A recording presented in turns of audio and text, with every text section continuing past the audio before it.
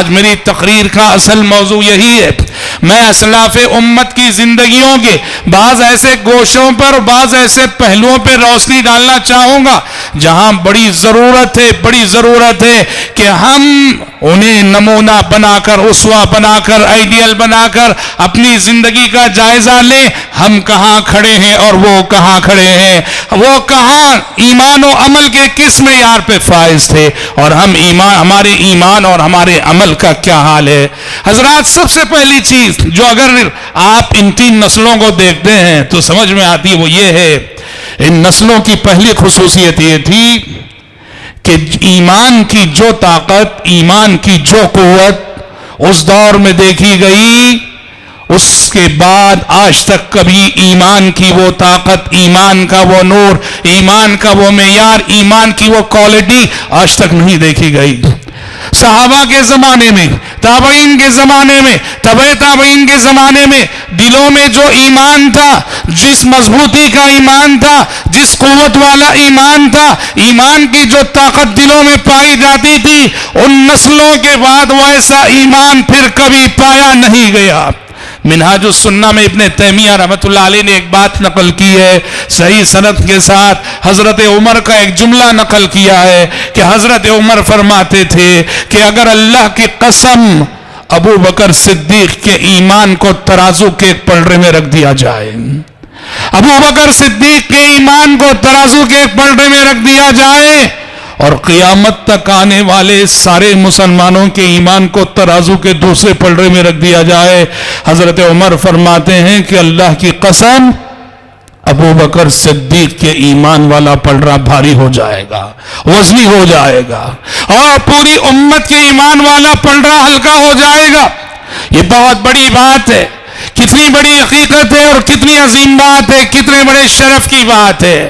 تنہا ابو بکر کا ایمان اور دوسری طرف قیامت تک آنے والی نسلوں کا ایمان ہو اور ابو بکر کا ایمان ان پہ بھاری پڑ جائے. اللہ اکبر. آپ دیکھیے حیات صدیقی کا مطالعہ کیجئے، آپ کو سمجھ میں آئے گا جہاں اوروں نے تھوڑا بہت تردد یا تذبذب دکھایا پیارے نبی کے کسی فیصلے کو ماننے میں، آپ کی کسی حدیث کو سمجھنے میں، ابو بکر صدیق رضی اللہ عنہ کا وہ غیر معمولی ایمان تھا. ابو بکر نے کبھی لمحہ بھر کے لیے ذرا برابر تردد تذبذب نہیں دکھایا. جب پیارے نبی کی زبانی کوئی حدیث سنی فوراً سمعنا واطعنا کہا. معراج کا واقعہ ہوا، اب پیارے نبی نے آگے بتایا مکے والوں کو کہ رات کے ایک حصے میں یہاں سے بیت المقدس لے جایا گیا، پھر 7 آسمانوں کی سیر کر کے لوٹا ہو. مشرکین مکہ نے مذاق بنا لیا. ابو جہل دوڑا ابو بکر صدیق کے پاس گیا اور جا کے کہا ابو بکر ایک بات بتاؤ، اگر کوئی شخص کہتا ہے کہ وہ ایک رات میں مکہ سے بیت المقدس جا کر آ گیا، مانو گے؟ ابو بکر نے کہا بالکل نہیں مانوں گا، کیونکہ اس دور کی مسافت کے اعتبار سے مکہ سے بیت المقدس آنا جانا 40 دن. ابو جہل نے کہا اگر کوئی کہے کہ ایک رات میں مکہ سے بیت المقدس جا کر آ گیا، مانو گے؟ کہا نہیں مانوں گا.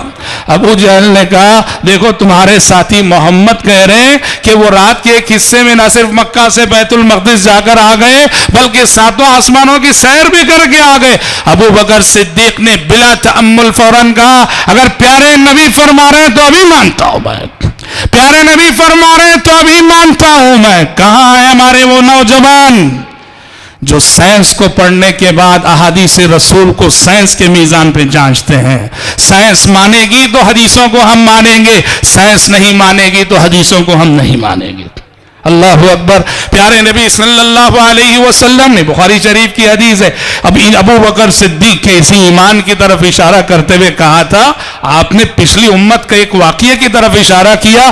ایک کسان ہل جوت رہا تھا اور ہل جوتنے کے درمیان اچانک وہ بیل پہ چڑھ بیٹھا، بیل پہ سوار ہو گیا. بیل نے کہا انما خلقنا للحرث ولم نخلق لهذا، ہمیں ہل جوتنے کے لیے اللہ نے پیدا کیا ہے، سواری کے لیے نہ پیدا کیا. یہ حدیث کس نے بیان کی؟ پیارے نبی نے بیان کی کہ ایک کسان ہل جوتنے کے درمیان جب بیل پہ سوار ہو گیا تو بیل نے کہا لم نخلق لہذا وانما خلقنا للحرث، ہم اس لیے پیدا نہیں کیا گیا، ہمیں تو ہل جوتنے کے لیے پیدا کیا گیا. یہ حدیث جب پیارے نبی نے سنائی، لوگوں نے کہا سبحان اللہ بقرۃ تتکلم، کہا کہ سبحان اللہ کیسی بات ہے، گائے بات کر رہی تھی کیا، بیل بات کر رہا تھا کیا؟